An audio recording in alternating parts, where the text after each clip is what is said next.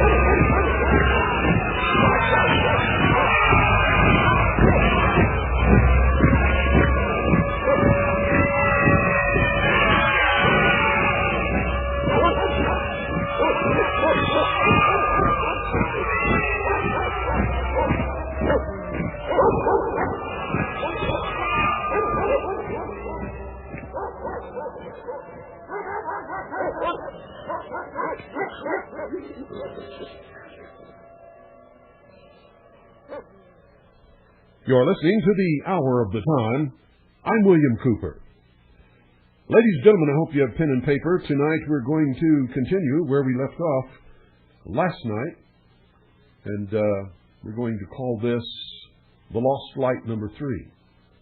I'm going to be reading to you verbatim from the 1910 Volume 12 issue of the New Age magazine, which is the official publication of the Supreme Council of the 33rd Degree of the Southern Jurisdiction of the Scottish Rite of Freemasonry. And what you're going to hear, well, it should cause you to raise an eyebrow. It should turn on light bulbs in your head. It should sound alarms. It should help you to understand how we have come to this point in time where this great nation is being destroyed from within, not from without, ladies and gentlemen. And that's the way it's always been here. So, get comfortable. Get ready. Open your mind.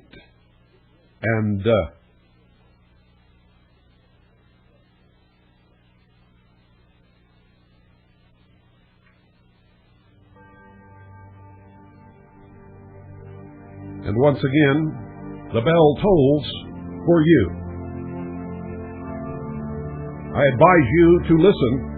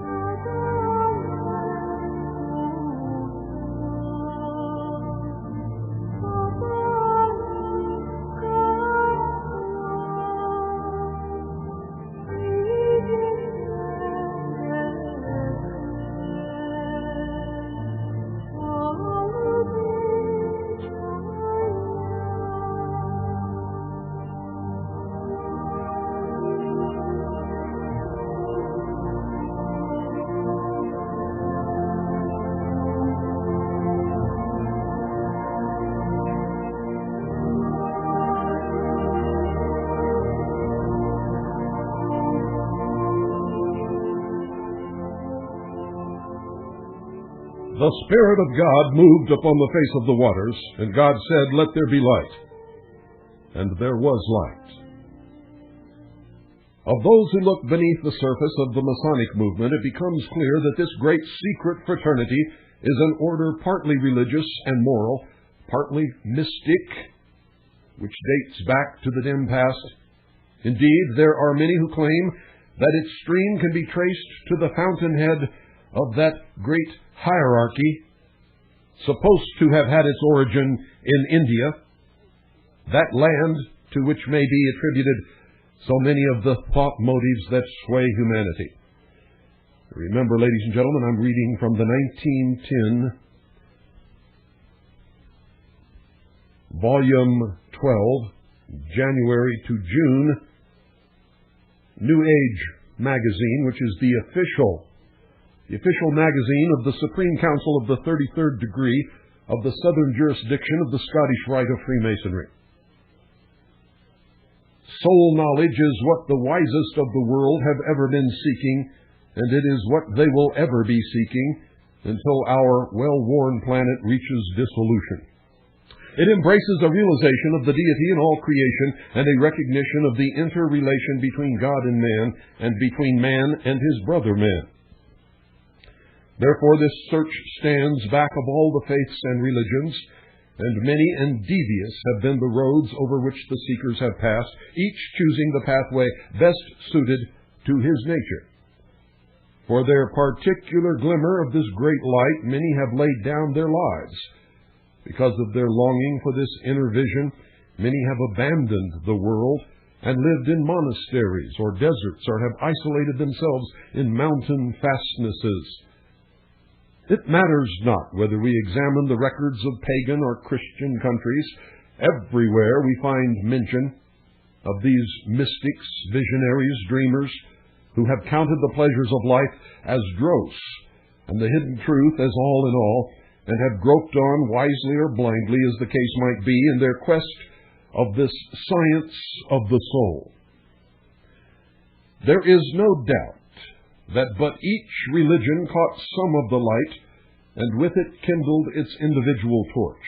Afterwards, the crystallizing process of form laid stone after stone around that torch, until an impenetrable wall hemmed it on every side, and its illuminating rays were either deadened or extinguished.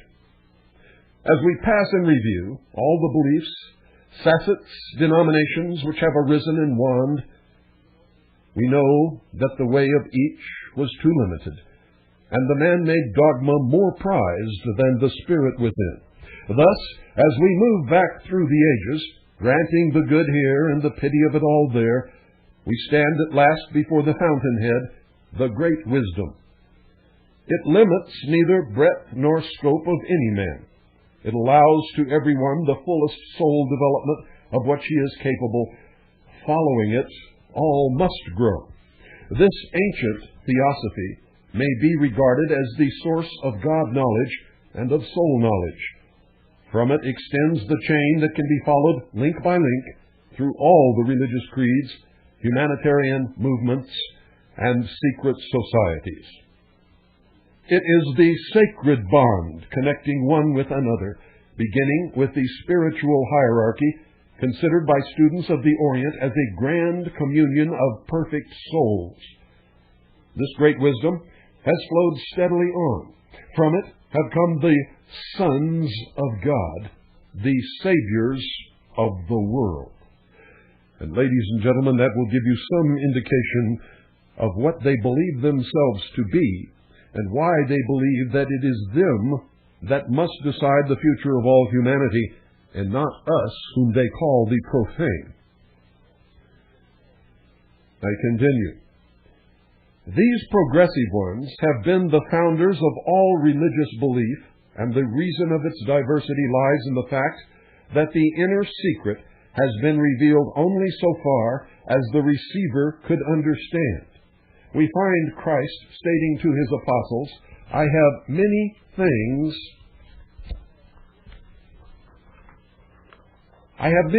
to say unto you, but ye cannot bear them now. while old Jewish records claimed that the chapter on creation was to be expounded to only one hearer. Thus we learn that the great mysteries were always preserved for the enlightened few who could hold and follow the truth in all purity and were destined to become the teachers of mankind. According to the Reverend Dr. Oliver, Freemasonry was the great original system through which the Spirit of God moved among the sons of men, and by which the soul climbed up to God. We find him making this assertion, quote, "The mysteries of all nations were originally the same and diversified only by accidental circumstances of local situation and political economy," end quote. Now this same authority states that many signs and symbols of the rites of Freemasonry have been discovered among the remaining landmarks of the antediluvian world. He believes it to have been practiced at the attempted erection of the Tower of Babel and at the dispersion scattered far and wide among the different settlements. Research shows that in remotest antiquity, the art of building was considered sacred and was carried on by priests. As examples of this may be cited the Ionian architects, the Dionysian artificers, and the operative members among the Eleusinian mystics and the Pythagorean and Essenian associations. The priests and builders in these societies were always connected, and we find most of the famous ruins of the past ascribed to the Ionian and Dionysian artisans and artificers, while the pyramids of Egypt bear witness to the magnitude of the builder's art among the pharaohs, where the priesthood was dominant. Indeed, it is to the pastos in the king's chamber of the Great Pyramid which irresistibly leads us to a belief that Freemasonry existed among the builders and priests of Egypt, for we find the chief ceremony of the Masons typified by this pastos and are compelled to acknowledge that the doctrine implied is the same which connects the apparently distinct mysteries. All of these societies used symbols from the art of building. They were divided into lodges, characterized by different names, and they had words and signs by which they could recognize the brethren of the order. They had also high degrees and rights, which were hidden from all but the more advanced of the confederation, and were shrouded under the impenetrable mask of secrecy. They followed the same mode of instructing the ignorant by allegory, symbol, and fable. All seemed addicted to a use of amulets, talismans, and magic. They were all averse to committing their greatest secrets to writing. All were endeavoring to impress a system of morality, and, lastly, all recognized immortality of the soul and a future state of rewards and punishments. This they had in common with what is now Masonry, or the science of light. Gradually, corruption crept into the practices, and the divisions grew to regard certain allegories and symbols as the chief point in the religion, and what was intended as a representative sign was changed into a god to be worshipped. But while perversion and even depravity prevailed, there were still many great souls who followed the secret inner doctrine and acted as conduits for the maintenance and flow of the river of light. Moses was himself a priest of Egypt, and there is a legend to the effect that Christ was an Essene and versed in all the learning of the Alexandrian priesthood. Buddha, Lao Tse, Zoroaster, Plato, Aristotle, Socrates, and the Gnostics all preached the sacred doctrine. The soul's climb to the divine. Life, light, and love were the three steps all these teachers considered necessary. The world has not the slightest conception of half the spiritual work carried on by the mystic fraternities. Down beneath the old idolatries lay the secret doctrine, and a few great true men among the corrupted priesthood held it unpolluted in the depths of their hearts. Thus, struggling under a superstructure of evil, the great principle lay as a first cause. the Eleusinian, the Dionysian, the Ionian, and the Egyptian mysteries, as well as the religious practices of the Far Orient, were all derived from it. These priesthoods appear to have exchanged communication with each other in all ancient times, and there were certain ties between them reaching from the fastnesses of the Indian adepts to the dim woodland retreats of the Druids. When we consider all these facts, a disturbing question arises. How did the Society of Masons free itself from this shroud of idolatry and in the end shake off the bonds of all religious form? The answer probably lies in the historically recorded fact that in the year 714 BC, in the days of Numa, a college of artisans was founded at Rome. The original members of this association were invited to come from Greece and settle in the imperial city to teach the art of building. As the Grecian builders belonged to the Eleusinian mysteries, it seems natural to suppose that men of high and noble soul, and who held the secret doctrine in its purity and were distressed by the degradations it suffered at the hands of the majority of its followers, were the ones to respond to this invitation and leave their own country. When they established themselves in Rome, they brought with them the secret doctrine and formed a mystic society that had various degrees and a language of symbols drawn from their trade, but which was freer from the evil practices they had deplored in the mysteries. Transplanted in Rome, they were no longer priests, but a college of master artisans, although still connected with the priesthood by that hidden religious science which both possessed in common. The legend that Christ was an Essene has already been mentioned, and as an Essene, versed in all that secret science, which aims at bringing to pass the perfection of the human race. And I'm going to repeat that. Which aims at bringing to pass the perfection of the human race. He chose the most ethical of his apostles and entrusted it to them. The divine principle thus passed into the keeping of the early church of the Christian era and was handed on through the priesthood of the Church of Christ as it had been through the pagan priesthoods. The proof of this lies in the fact that many of the writings of the early church show that the fathers of the Christian religion understood and practiced occultism. Some of their most advanced thinkers, as the Abbé Lecour, even cutting themselves adrift from the institution when it insisted on the narrowing process of crystallization. Admitting the mutual possession of the same divine ethical principle, we see that when the old beliefs gave way to Christianity, the Roman artisans were connected with the new church by this hidden doctrine.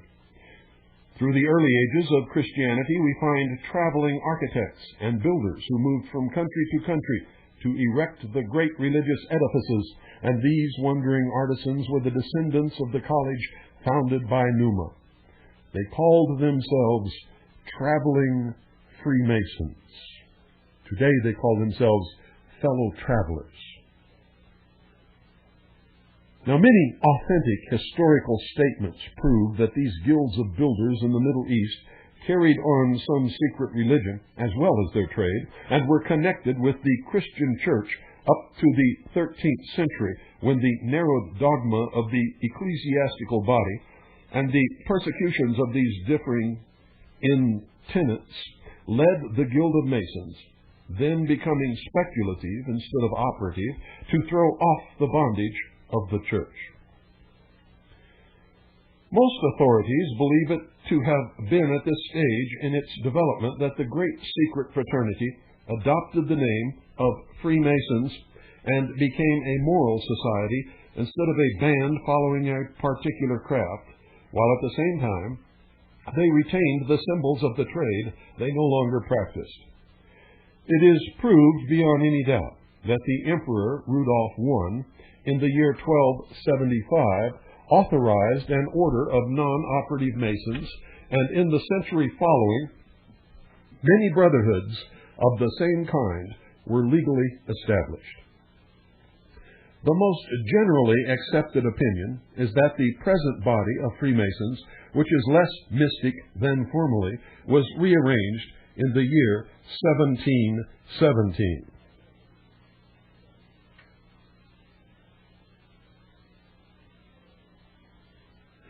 We find that their charter of Cologne contains this passage, quote, "The Brotherhood, or the order of Freemason brothers, bound together according to St. John's holy rule, traces its origin neither from the Templars nor from any other spiritual or temporal knightly order, but is older than all similar orders, and has long existed in Palestine and Greece, as well as in various parts of the Roman Empire," end quote. And in the absolute meaning of this statement, it is correct, ladies and gentlemen. It does not trace its origin to the Templars. However, it was the Templars who brought it from the Middle East to the European continent. Through this statement, we stand again face to face with the pre-Christian secret doctrine. This growth of the Great Brotherhood through the purely Masonic channels of the Middle Ages, changing the name Freemasons when it threw off all allegiance to the Church and became non-operative, appears the best-founded theory and the one most reasonable and plausible. There are many, however, who believe that the Freemasons came into existence either through the Order of Knights Templars or else through the Rosicrucians, adopting symbols and practices copied, not inherited, from the art of building. And undoubtedly a similarity in connection between the belief and organization of the Templars and Freemasons can easily be traced, yet there seems scarcely convincing proof that the latter developed from the former. Indeed, the burden of evidence tends to prove that the Templar growth owes its origin to the Masons. And ladies and gentlemen, that is true. As the Templars gained the knowledge of the ancient mysteries in the Middle East, brought it to Europe, and dispersed it from there. Freemasonry did not come from the Templars, yet it moved through the Templars from its original place of development in the Middle East, brought there from the Far East. I continue. These Templars were a religious and military body of knights which was founded during the First Crusade in the early years of the 12th century by Hugh de Payens and Geoffrey de Saint-Adamere. And ladies and gentlemen, that is a false statement. A totally false statement. That just flat is not true. The Knights Templars were commissioned by the King of Jerusalem on the Temple Mount. Originally, there were only 9 knights. And they worked for many years on the Temple Mount and in the tunnels and passageways beneath the Temple Mount. Many believe that they were looking for the treasure of the old Temple of Solomon that was supposedly secreted away when the Romans destroyed it. And that could be true. But the truth is, they were commissioned by the King of Jerusalem. They were not a religious order. In fact, they were not accepted by the Catholic Church until many years later, when they become so wealthy and so powerful that the Pope needed them as an ally. That is the truth. And if you study the history of the Templars, you will soon find that statement is the fact and not the statement in here. Hugh de Payens was the first Grand Master of the Knights Templars, but he did not found the Templars. I continue. There were 9 knights in this little band when it was first established, and they bound themselves together by the strict rule of St. Augustine. As some authorities claim that Hugh de Payens was himself a Mason, there were probably distinct Masonic features about the early ceremonies of these knights, whose chief aim was to protect the pilgrims in Palestine, and who therefore styled themselves Knights of Christ. And that also is a false statement, ladies and gentlemen.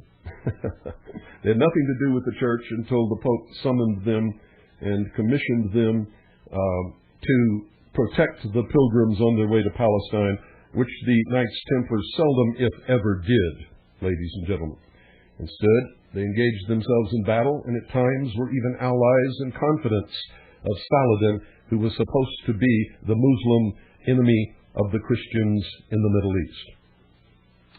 So this account, written by a Freemason for the official tome of Freemasonry in this country, has some errors. You must take that into account in all of it. If there's one error in here, there may be more. And so far, we found two.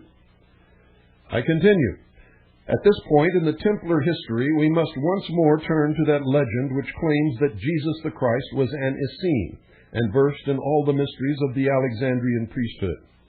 When he presented himself before the scribes, Pharisees, and priests in Jerusalem, it is believed that he showed them how the laws of Moses had been perverted and the secret doctrine denied by the practices and teachings of the Levites. And he tore down the veil which hid the truth from the people, and so far as they could understand, instructed them in the great principles of God and light and love.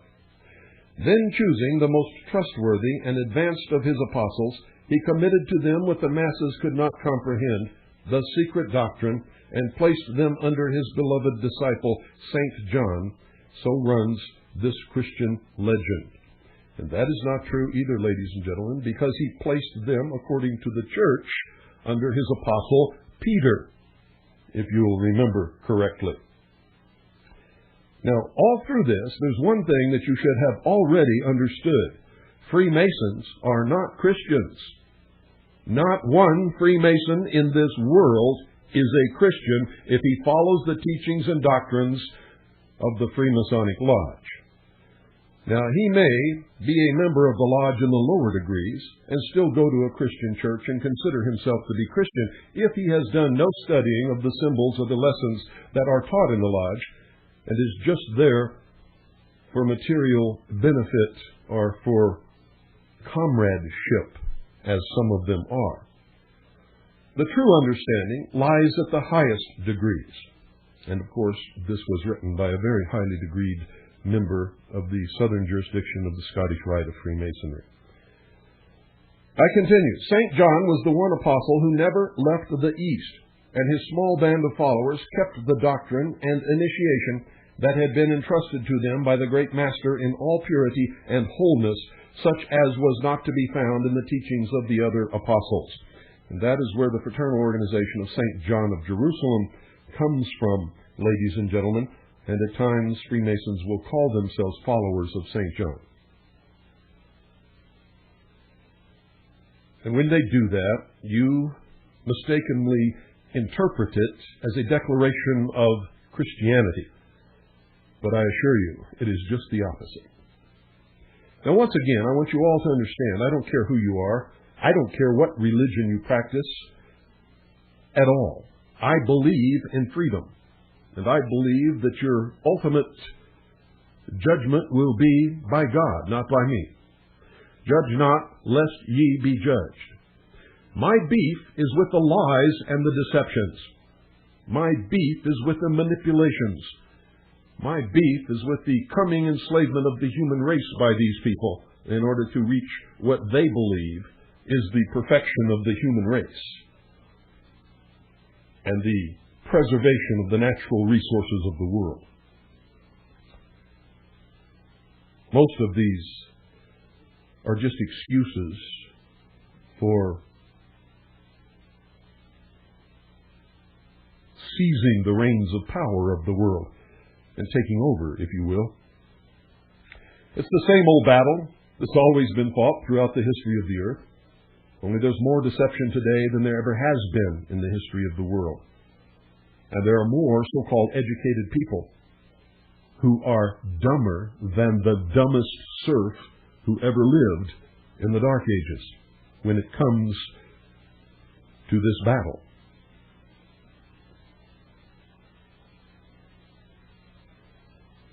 I continue. The men of this little Eastern church styled themselves Johannite Christians and lived on in Palestine. They felt a special gratitude to Hugh de Payens and his knights for befriending the pilgrims to the Holy Lands, and so they rewarded the Templars with the treasures of knowledge they had hoarded through 1,200 years. And there's the admission that they brought the mysteries to Europe. Hugh de Payens was instructed in all the primitive teachings and ethics of Jesus, declared a patriarchal apostle, and placed in the line of succession from John the Evangelist.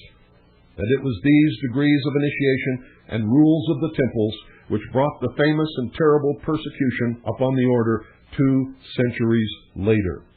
But folks, when they talk about ethics of Jesus or ethics of the Christ, they're not talking about the Jesus of the Christian church. They're talking about a master, an ascended master, incarnated in the soul of a human to teach humanity.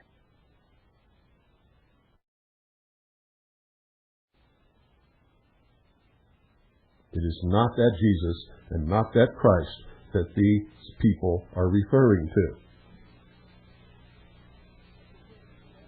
I continue. When that disastrous period arrived and most of the masters and templars of note had been tortured or burned alive, and the institution crushed by the commands of the Romish Church, those Templars who escaped are supposed to have taken refuge with Robert Bruce and joined the Guild of Masons in Scotland, which was through them reorganized into Freemasons. Thus it is that some authorities consider the great fraternity to have grown out of the Knights Templars. And that is not true. The Knights Templars brought the fraternity to Europe, and so it moved through them. It did not originate with them. It originated in the dim mists of the history of humanity. Yet, on the other hand, it is hardly credible that a powerful body like the Masons, which had weathered storms and opposition and stood the suspicion of church and state, should allow itself to be dominated and totally changed by a small band of crushed refugees. And that is their mistake. The Templars were by no means crushed. They just moved underground with all their wealth and power, and their vast fleets became the pirates that sailed the 7 seas. And you all wondered where the pirate treasures went. You see, these pirates didn't just raid ships and get a few gold pieces here and there. They raided the great Spanish galleons. They raided the ships full of wealth and treasures from the east.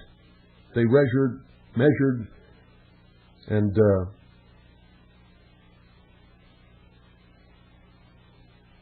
sailed down on every kind of ship, carrying every kind of goods and money and wealth and metals and silk that they could find. And all of this wealth vanished, ladies and gentlemen, for the pirates never were wealthy. And you visit their bastions where they all came together as brothers. Did you ever wonder why the pirates never warred amongst themselves? This wealth was funneled right back in to the Templar Order, underground and through the Masonic lodges, to work their will upon the world. And it still happens that way. Don't go away. I'll be back after this short pause.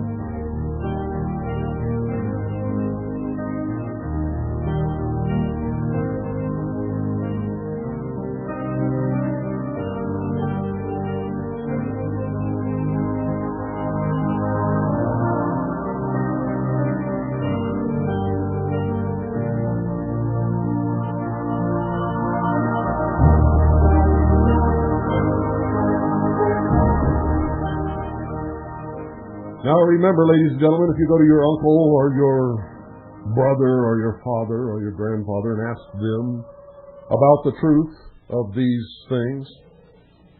You will not be told the truth. They cannot tell you the truth. They are sworn to secrecy upon penalty of death. And if they ask them about this blood oath that they take, and they tell you, well, it's just some silly oath, and we just do it for ceremonial reasons, do you really believe that? And if that's the truth, do they mean their oath that they swear upon a Bible in a court of law? Do they mean their oath if they promise you something?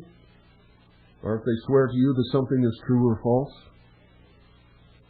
A grown man does not give a blood oath unless he means it, ladies and gentlemen. And with the orders of co-masonry, women are included in this also.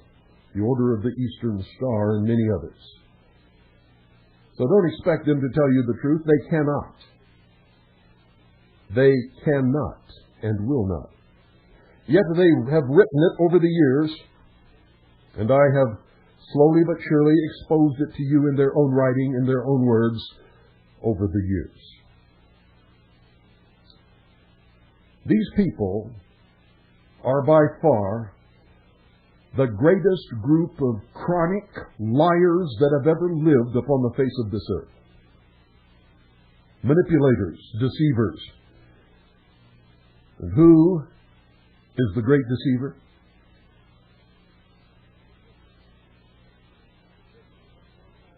I continue, everyone, however, must admit that it is extremely likely these persecuted Templars tinged some of the existing forms and ceremonies with the knowledge and practices of their order. And I can assure you that that is true. The rite of strict observance was doubtless added from their affiliation with Freemasonry, and there can be little question but that the degrees of this Templar rite were high ones, intimately connected with the mystic doctrine. Yet it is about this same rite of strict observance that there is so much controversy, the very materialistic among the Freemasons denying that it ever existed, while those more mystic by nature have no hesitation in acknowledging it. The matter is still a debatable point in the great brotherhood, but in their own writing passed down through the ages, there is no debate. It is clearly true. This much, however, seems clear. The Templars had a Masonic impulse back of their foundation, flourished for 200 years as a separate institution, and then returned, as it were, to the fold, a shattered remnant. Therefore, it would appear a baseless supposition that Freemasonry was derived from Templar sources. An equally untenable theory is that it was a development from the Rosicrucian Society. Again, as with the Templars, it is probable that the Rosicrucians also owed their existence to the Masonic River of Light, although in their ceremonials and practices they differed more materially. As has been previously stated, men have always been on the search for soul knowledge, and the spirit of the Rosicrucians, the mystic seekers, has existed for all known time, though not at first represented in a definite established society. This seeking necessitated the conquest of mind, body, and soul, and only those who proved by this means that they were worthy were considered fit for higher things. The Rosicrucian spirit moved by way of the secret doctrine, by way of the old religions and philosophies, and by the way of Masons and other mystic brotherhoods. We find the spirit among the Hermetic seers, the Magi, the sages of Chaldea, and the old Semitic and Chinese civilizations. Melchizedek, whom the Rosicrucians considered their first Grand Master, tried to show the mystic truth and rich philosophy to the multitude, without regard to the fitness of the time or man. Afterwards, when he looked about him, he beheld a startling wilderness of beliefs. Certain among his followers had seized one truth, and others yet another. Each had been made into a god before which men worshipped. The purity of the teaching remained only in a few great minds. These saw that the wondrous secret doctrine could not be paraded before an ignorant multitude. They realized that it must be preserved in the hearts of the few, and so we only obtain occasional glimpses of great masters when the veil lifts a little, and the Christ, the Buddha, and the other foremost religious teachers move for a while over the world stage. Yet always, wherever this veil is lifted, we see vaguely the despair that the lofty ones must suffer from the souls who will not be taught. And we recognize likewise that persecution and even the stake comes often as the reward of those who would better mankind. Thus we become aware of the reason why we so seldom catch these glimpses through the veil. Those great enough to be the world's Savior are only born at rare intervals. And here you see some of their arrogance, ladies and gentlemen. If they go and teach their religion, and religion it is, and it is rejected by someone, then these are the souls who will not be taught, and those who are teaching it are suffering the rejection of these souls. Arrogant, extremely arrogant. Once again, we find a religion that condemns everyone who will not believe their dogma outright. And it is dogma, ladies and gentlemen, and like all religions, none of it can be proven. None of it at all. In fact, quite a bit of it can absolutely be proven to be false, with no problem whatsoever, by even the simplest mind. I continue. The spirit of the Rosicrucians was moving, as we have seen, through many ages. It breathed secretly among those Masons who inclined towards the mystic visions, but only came into the open when the great Brotherhood dared call itself Freemasons. Then it was that Christian Rosenkreutz organized the society, and in 1614 or 1615 wrote the famous Fama Fraternitas. We have also seen how Masonry was at first both operative and mystic. Gradually a change took place, and in the time of the Rosenkreutz, the more intensely mystic of mind separated from the others and became known as Rosicrucians, while the main body left behind called themselves no longer traveling Freemasons, but Freemasons, without any qualifying term whatever. And yet, when they meet secretly or on the road or in public, one of their identifying phrases is, "Fellow traveler," or "Do you travel much?" And of course, the answer is yes. I travel toward the east, seeking more light, and on and on and on. And this is just one of the many, many, many ways that they identify themselves to each other. It is also the same term used in communist cells, ladies and gentlemen, because they're all the same.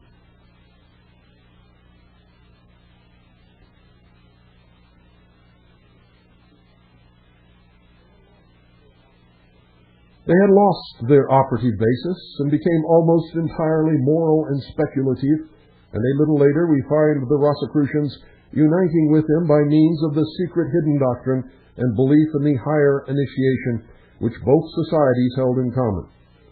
P.D. Randolph tells us that there are records of Rosicrucians being admitted into Masonic lodges up to 1665, but that after that the Masonic doors were closed a while to them, because of some impostors who had crept in. He also claims that other authentic statements show the Rosicrucians to have again been welcomed in the Masonic lodges in 1745. Thus we see the two orders mingled, separated, and mingled again, while at the same time the Rosicrucians and Freemasons were not identical. The spirit of the orders was very similar, but the societies differed in many particulars. Like various other secret fraternities in the Dark Ages, they had only moved forward side by side, sometimes touching each other, sometimes wide apart. Mackey and many Masonic writers deny that the lines ever touched, but in the face of the Rosy Cross degree so similar in both societies, this seems too strong an assertion. The fact is, ladies and gentlemen, is that the highest levels of the pyramidal structure of degrees, they're all the same order. The Rosicrucian order, established in England in 1840, was completely changed from the first true Rosicrucian body. This later society is of purely Masonic form, having lodges, initiations, and ceremonies that are entirely lacking in the former Fraternity of the Holy Cross. Likewise, the three so-called Rosicrucian branches in America have no connection with the ancient order of that name. And here he either shows an attempt at intentional deceit are pure ignorance, and if he is ignorant, he should not even be writing on the subject of the Rosicrucians, because it was never the fraternity of the Holy Cross, never in its entire history. It has always been the Fraternitas Rosicruciae, which is the fraternity of the Rose Cross. And I continue again.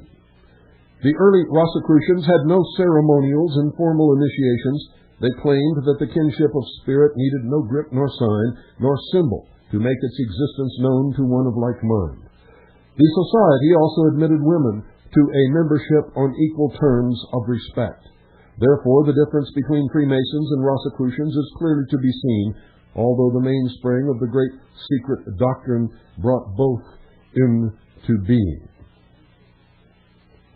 Martin Luther, ladies and gentlemen, was a member of the Rose Cross. In fact, his seal was the rose and cross. If you'll study the old documents that still exist that he signed and sealed, you will see it clearly imprinted onto the document. Considering the builders' signs and symbols of the Freemasons, and discovering that the Masons and priests were linked together in early ages, we feel that the great brotherhood developed through Masonic channels. For surely it would have been an act of stupidity on the part of men seeking truth and soul knowledge to encumber themselves with the builder's insignia if the signs of a trade were not their legitimate inheritance. Also, the Templar degrees of the rite of strict observance would have been pointless had there been no connection with the Knights Templars, while lastly, they could have had no claim to the degree of the Rosy Cross had they not mingled with the Rosicrucians.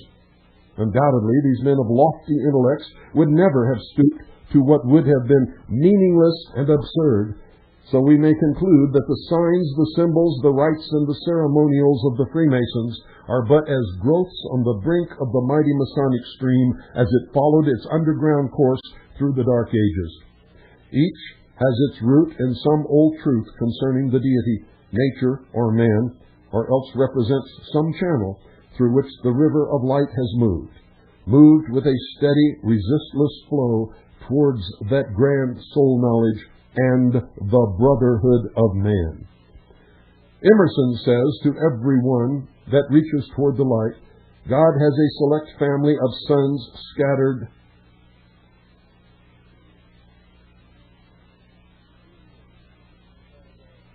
through the earth, who are thy spiritual kindred, and each one, by constant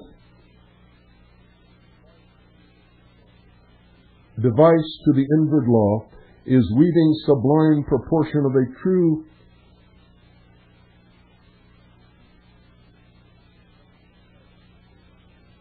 I'm trying to decipher these words that are going off the page, ladies and gentlemen, if you're wondering what's happening.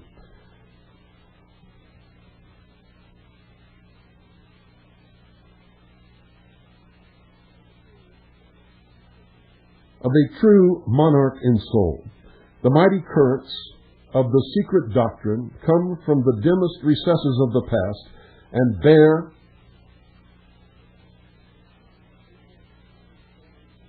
these able seeking souls on their feet, silently moving waters nearer, nearer to the perfect light. And that is the end of that tome.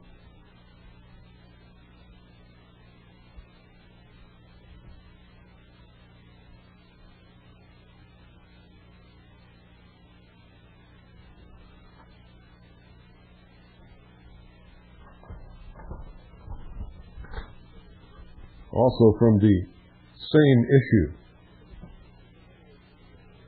Even the mystics of the Middle Ages, when explaining the mystery of the fish symbol, adopted the loose, or jack, because in a mystic sense, I and B are complementary, and jack becomes Iak, or Bak, Iacus, or Bacchus, an explanation that should interest Masons and Christians also, for the fish was emblematic of light to the early fathers, many of whom never laid aside their philosopher's robes upon adopting the new faith, for they saw nothing new in it beyond its divinely prepared ritual for the common use of all men. The fleur-de-lis of France is the flower of light of the ancients, even to its very form, which is Chaldean, It is the sacred lotus of Egypt and India, the emblem of the Trinity. Take down your dictionary and consider such words as the following. Luscus, Latin from the Greek, partly blind. Lustro, to make light. Lustrate, to purify, to offer purifactory sacrifice. Lucubrate, to study by light. Lumen, luna, from lucina, the moon. Lucid, to make clear or light, illustrate, illuminate. Luxury.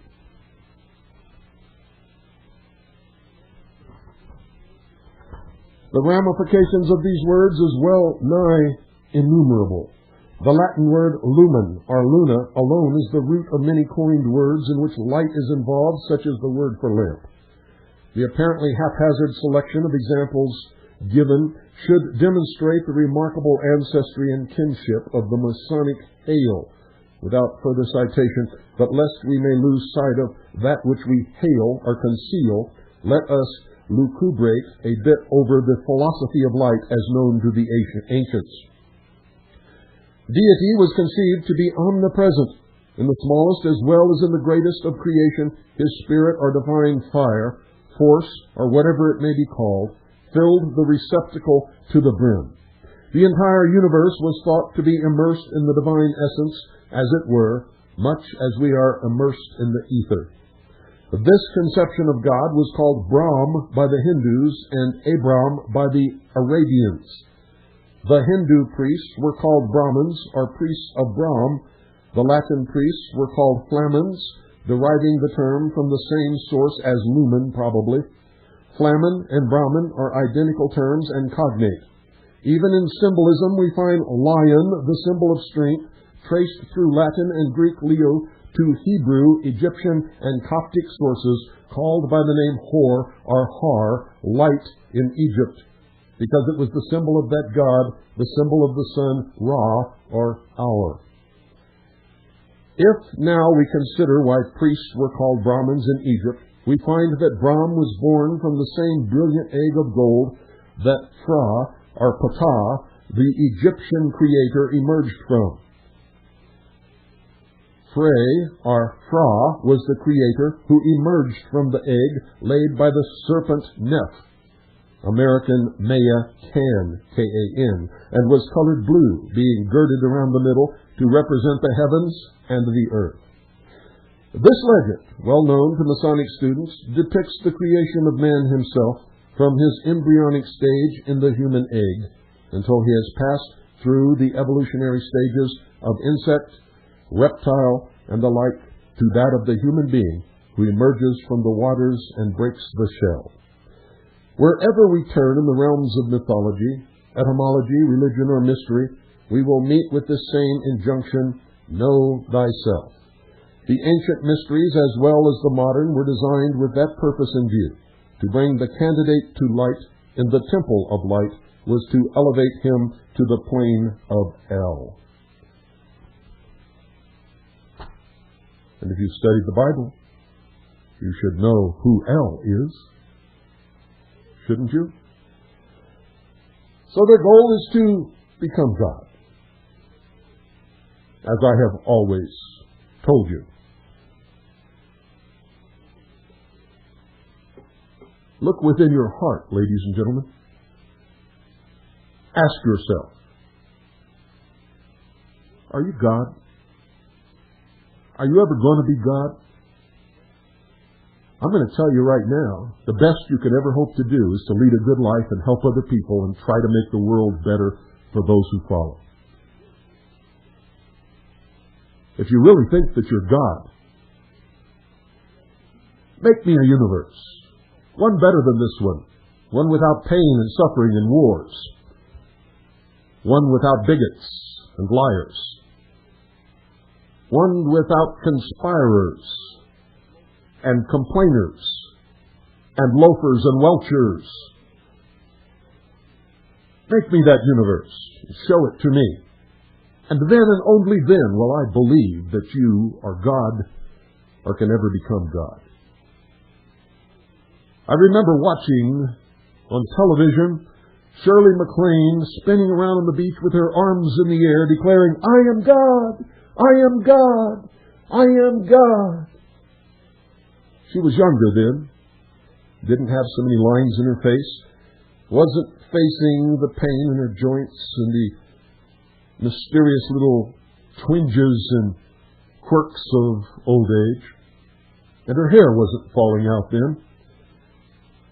I wonder, ladies and gentlemen, what she's going to say tomorrow morning when she gets out of bed and makes her way to the bathroom and looks in the mirror. I wonder, will she once again stand up on her toes and twirl around and proclaim, "I am God! I am God! I am God!" And surely, if you're listening, I mean nothing personal, but you see, so many people watch you and you are a celebrity, and they tend to foolishly believe what you so foolishly attempted to teach them. I only mean you well. I only mean everyone well, and that's why I do this nightly. So that we can come together in reality, peacefully, as true brothers and sisters, out in the open, in the light of day, not in the dark light of a lodge behind closed doors with no windows, with phony incantations and circumambulations around some altar, obeying the master who sits in the chair in the east.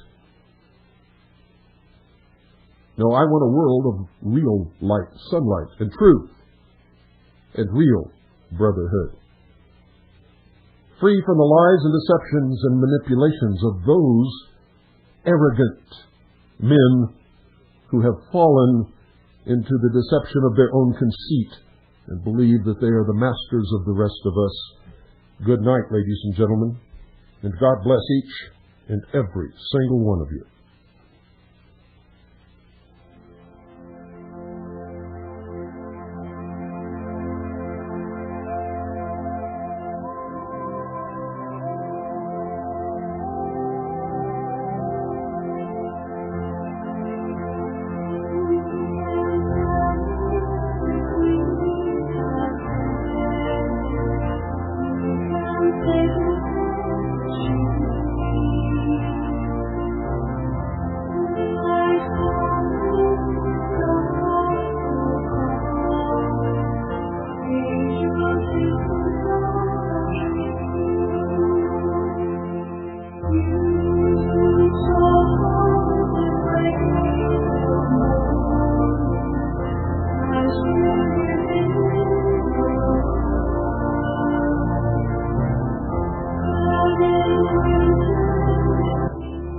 Remember, ladies and gentlemen, there's only one thing, one uniting common bond amongst all humanity, and that is to try to understand your neighbor, to live in freedom and give your neighbor the same freedom you expect for yourself,